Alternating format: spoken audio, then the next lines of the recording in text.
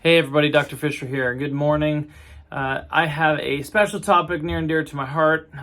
Just like many of you recently, the sickness, the illness has been running through even my own family. And so one of the things I wanted to talk today about was immune system. Now I have a little longer video on my website about immune system that kind of talks a little more in detail, but today I just wanted to cover a couple of basic topics. Right, so what is our immune system? The immune system is the protective barrier. We have two different layers of it that provides protection from the outside world so that you can stay healthy and strong and you can continue to function in your daily life and do what you want.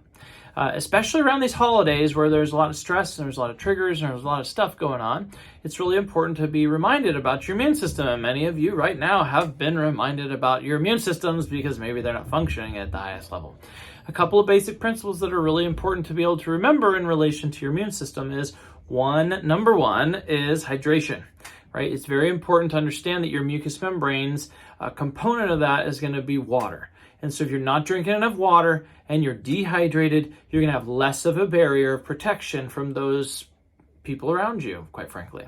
Now, as a human being, we also need connection, speaking of those people around us. And so that connection is really important because if you're isolated and you're alone, the majority of people, because we're a social species, are going to be super stressed and feel abandoned or rejected and feel lonely, and that really messes up the immune system. Actually, there's some crazy statistics out there that talk about how being alone is just as bad in most people's situations as sitting smoking cigarettes, right? Or not moving throughout the day. So it's really important, generally speaking, for the majority of the population to be connected to others. So we want to be able to do the things necessary for us to connect with other human beings. So water. Sleep is another important piece in order for your body to regenerate and rejuvenate and to be able to provide those protective barriers and rebuild those protective barriers. That's what happens at night, as well as your brain detoxifying and whatnot. But really at night is where a big part of your immune system comes from, or regenerates, if I can say that correctly. So, especially as the holidays are coming, it's really important to understand that stress also breaks down those barriers. It puts you into a stress state or a sympathetic dominant state. And so we can only handle a certain amount of like being in your bunker, if you will, right, before your body starts to kind of deteriorate. It's just like the same idea as if you were to have a tornado, right, you could probably go in a bunker and stay in a bunker for, 12, 24, 48 hours, maybe even 72 hours, right? But after a period of time, things start going a little stale and you need to be able to get moving and functioning again. So when we get into that stress response, that also is a place where our barriers and things start to break down. So any sort of like meditation, deep breathing, again, interaction, emotional connection with other people, also very important. Sleep, anything that you can do to manage your stress, that's really important. Now, when it comes to simple old school naturopathic techniques, there's something called hydrotherapy. When you're sick, when you're acutely sick, right? So these are the things we want to do in preparation for and to try and keep you stable. But when you're sick, you need a couple of Band-Aids. You need a couple of things to put out the fires, if you will. And so hydrotherapy is a simple concept of hot and cold water being placed in certain parts and bits and pieces of your body, per se, right? So, for example, in med school, one of the things that we had is we had a hydrotherapy clinic where when people were sick, they would come in and we would use cold, wet towels and put them on a person that was laying on a table or sitting in a sauna or laying on their back or whatever. Their core would be heated up. So the equivalent of this would be if you're sick at home, oftentimes what I suggest for patients is you get yourself as hot as you can. So you wrap up in blankets, you have hoodies, big socks, whatever. You warm yourself up, and then you want to apply like a cold sock technique. So you put a pair of cold, wet socks on, and then a pair of wool socks over the top that are completely dry, and make sure you're warm at the core, and that will flush, especially if you got a cough, for example, something in your lungs, or sinuses, it'll draw and pull down. That cold will pull down the lymphatic system and or the immune system. So it'll draw a lot of congestion and nastiness out. And so you have to do this kind of consistently, but it's really good at night, especially for kiddos. You can amp it up if you want. You can put a little castor oil topically. This is a really simple application. You just unscrew, boop. If it takes longer than that, I think it takes too long. Now, there's an old school way of doing it, but I just like doing this. It's easier. It's still going to stain your clothes, whatever.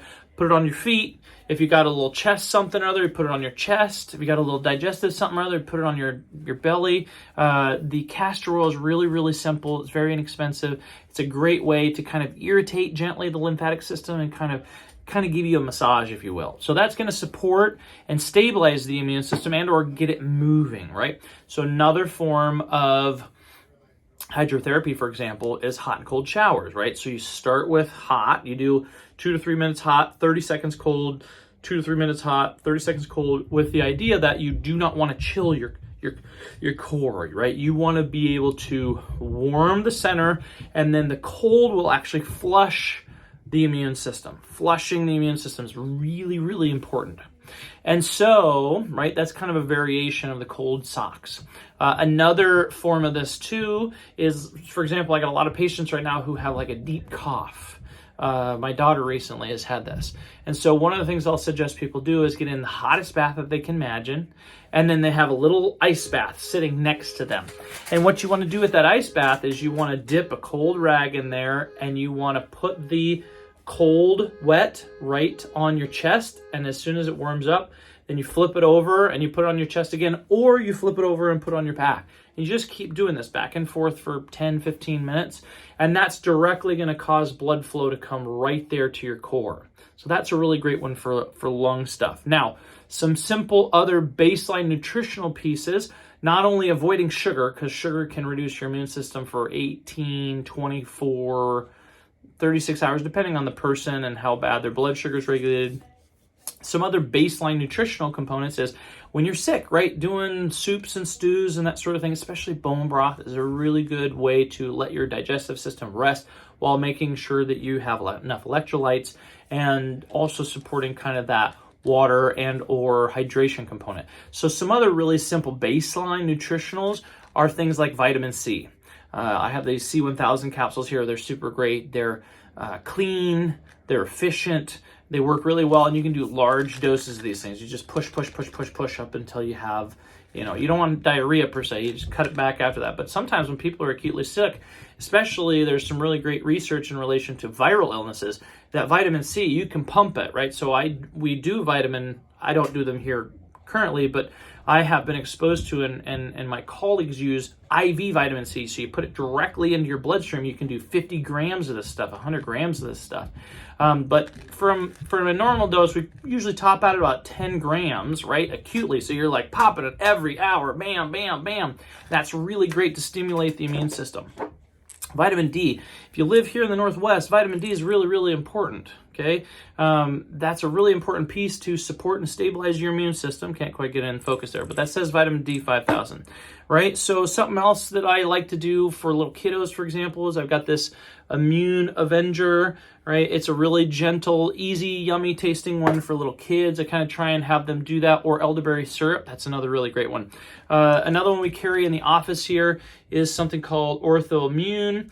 This is a really great one. It's got the C, the D, zinc, NAC, which is really good for the lungs, and the quercetin, which, is really good for common viral illnesses that we've been struggling with recently. So that is your little tips and tricks for the day to support your immune system. I hope you're having a great holiday and look forward to seeing you soon. This is Dr. Fisher signing out.